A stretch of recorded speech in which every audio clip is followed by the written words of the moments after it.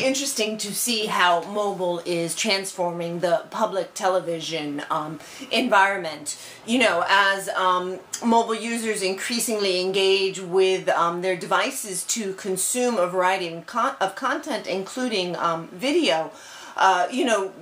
Content producers such as 13 WNET, are in a position to leverage mobile to, really to deliver some mobile video and reach a much wider audience than just within their normal viewing area, since mobile users are, everywhere and sort of coming across this content, and, they may not be aware of 13, but they're aware of Downton Abbey, American Masters, whatever else it is, and they want to watch this content.